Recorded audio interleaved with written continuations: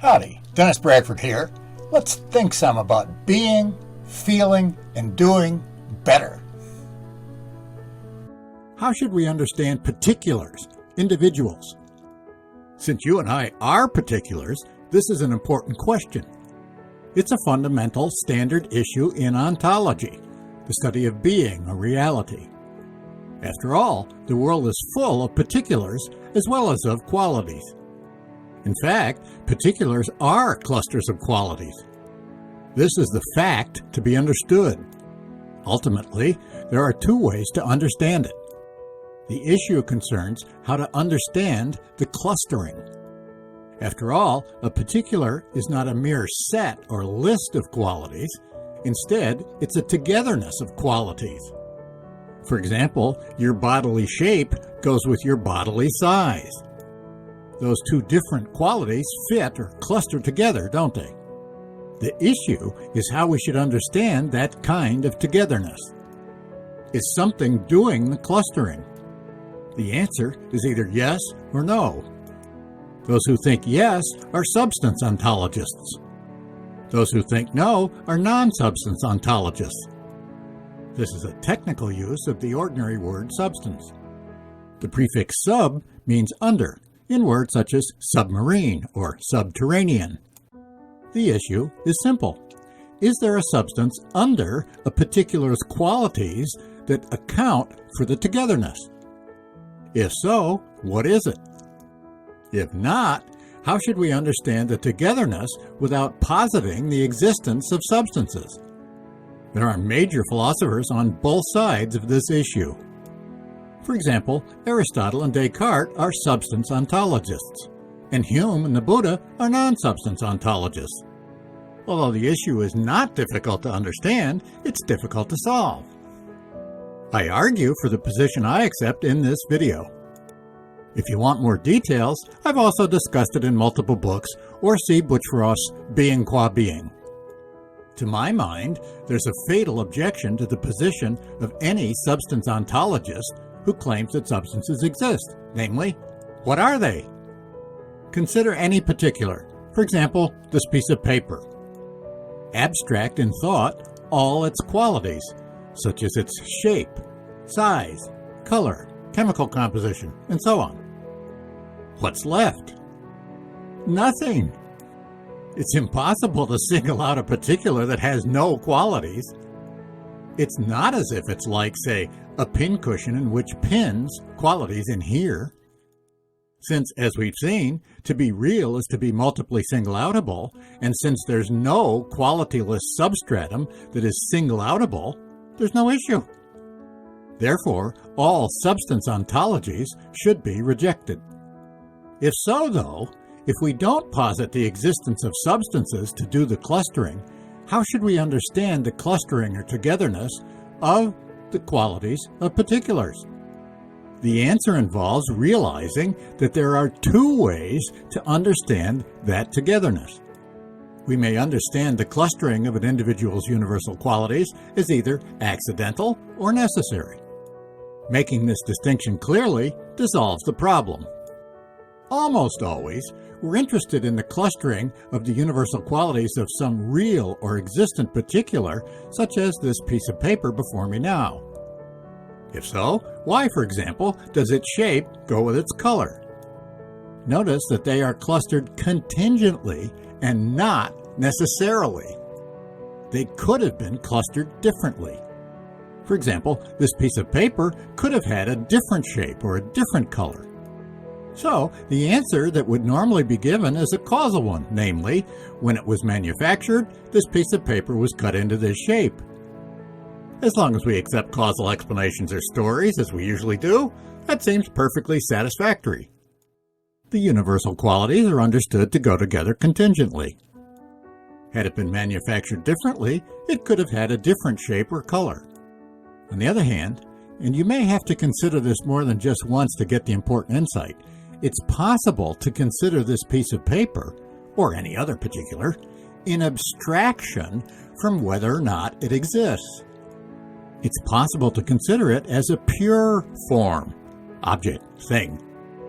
Yes, it either exists or doesn't exist, But set that aside and consider it by itself in isolation as only part of an existential judgment, like the partial thoughts mentioned in the previous video. In other words, even though it's a real piece of paper and so can be correctly identified with other clusters of universal qualities, such as the one that was here a minute ago, or the one that was here 2 minutes ago, or the one that my friend also perceives, it can be considered apart from anything else with which it's identified. In an identity or two-in-one judgment, see video number 23, such as, quote, "The piece of paper before me now is the piece of paper before me a minute ago," end quote. The two parts, in other words, that which is referred to by the phrase, "the piece of paper before me now," and that which is referred to by the phrase, "the piece of paper before me a minute ago," can be considered separately. In an identity judgment that states that A is B, both A and B can be singled out separately. If they couldn't be, the statement would be unintelligible. So, continuing with the same example, consider just the form denoted by "the piece of paper before me now," and forget that it's identifiable with other forms. Just consider it in isolation. Now ask, what accounts for the clustering of its qualities, such as its shape and color? The answer is nothing, and that's the correct answer. The reason is that they are clustered necessarily and not contingently. No explanation is required for the necessary clusters of universal qualities. That's the critical point. To understand it, distinguish judgments that are necessarily true from judgments that are contingently true. There's a similar distinction between those that are necessarily false and contingently false.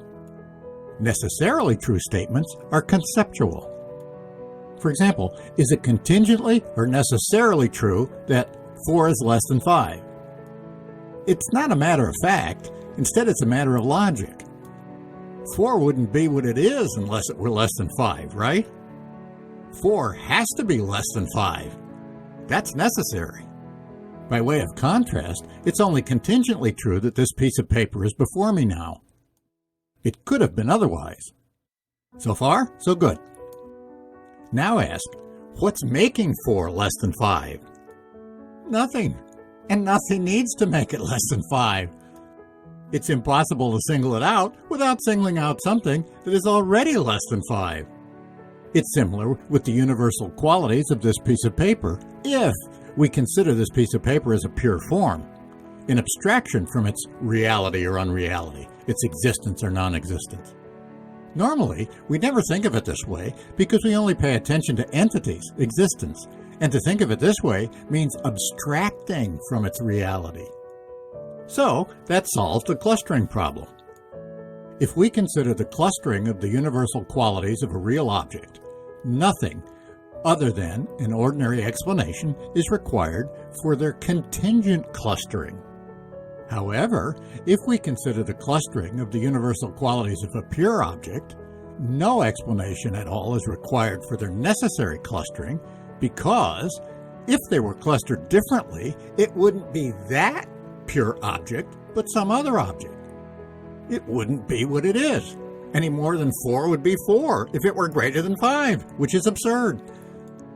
Therefore, any substance ontology has a fatal flaw, and the clustering objection that can be raised against any non-substance ontology has a good reply. Therefore, we should be non-substance ontologists. We ourselves are particulars, which are clusters of universal qualities, and, properly understood, there is nothing doing the clustering in our cases either. There is no hidden, qualityless internal thing holding our qualities together. There is, for example, no person in there doing the clustering. If this argument is sound, you yourself are a particular, a cluster of universal qualities. You are not some hidden substrate that is clustering those qualities together. In fact, as we've seen in video number 80, universal qualities are necessary existence.